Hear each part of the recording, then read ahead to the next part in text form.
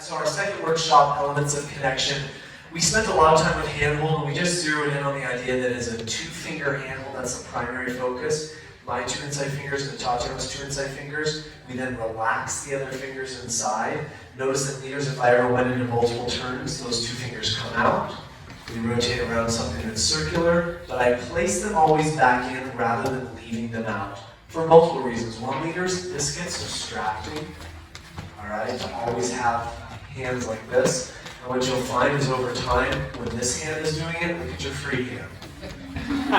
Just screw it there. So tuck those fingers inside. We also talked about the fingers as well, so that's where not the tips. I don't try to curl the tips of the fingers. So Tatiana's giving me the full length of her fingers, and then I'm dropping my wrist just slightly, so when she comes in for compression, she naturally wants to fall into it rather than lift and roll over the top. So I'm here rather than here. Now just notice that in the push break, if I had a two-hand hold, my hands would be catching like this, so the connection's out in front. This is where I try to connect. Now we talked about basic elasticity, which we feel West Coast Swing is an educated dance, meaning that there are certain elements that need to be learned. They're not always created from the lead and follow. And one of them is that we teach followers to go away before they come in. And so I'm thinking on my left side, I'm thinking of settling my hip for and one. And I'm thinking about away for and, pushing up on up, landing on one, and up one. And leaders, the stretch that happens in my elbow is because Tatiana's always going away from me as I lead, never because she's hovering forward and I'm sending her out. Now, if I feel a follower who has a tendency to anticipate or jump the gun, I do two things. I extend the basic to make sure that my follower doesn't get to walk herself in, and then I try again. And the other element I use is double resistance. So I will send my follower back because now I'm creating elasticity. So I'm having control of the elastic stretch. We taught you a variation that floated. We did a floating anchor that drifted for 5, 6, and gather, step, step. So we'll show that on this side. The followers count this time. 1, 2, 3, and 4, and 5, 6, gather 1 and 2. We taught double resistance. So that bounce happens from us going away. I never had to push Tatiana to create the bounce. So she's coming out of a rotation, it's my job to catch her, and I catch her in the hip, so we swing away.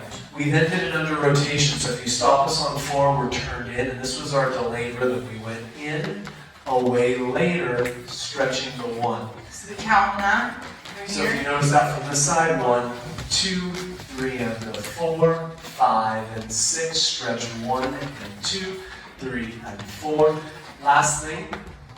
Do a floating push break one, similar to the followers, that kind of funky one.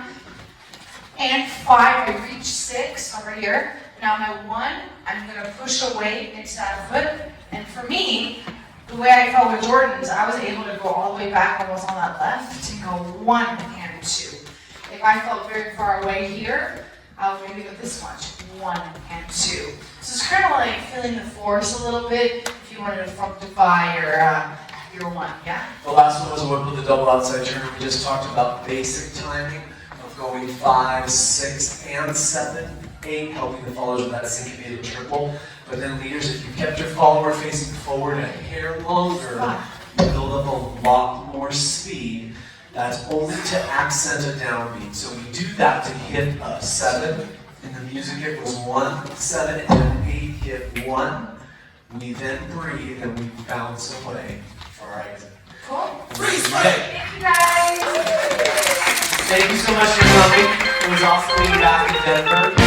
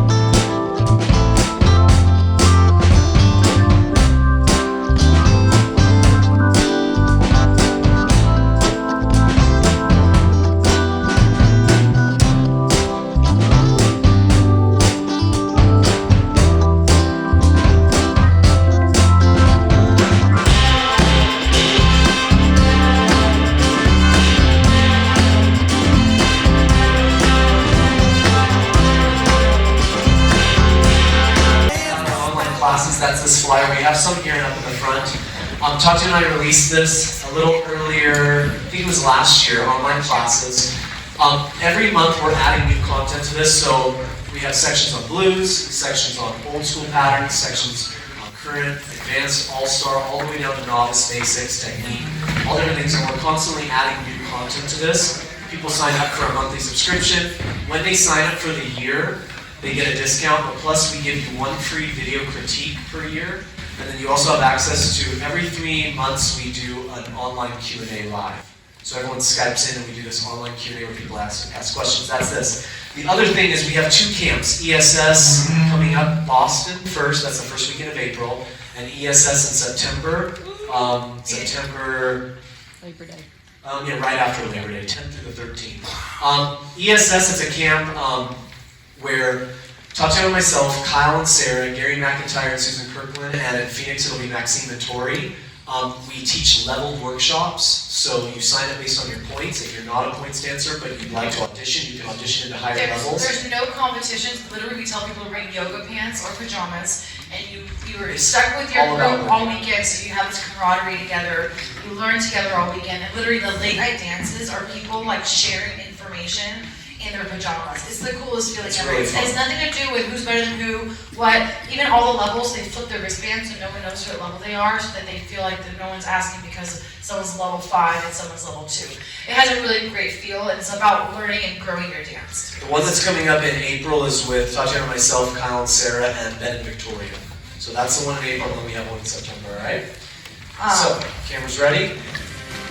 And if you have nothing to do for Halloween, literally on Halloween, we have a dance night for Halloween, so like it's the 30th and 31st, so come play with us in LA if you want to come to LA. Alright, 3, 2, 1, and action.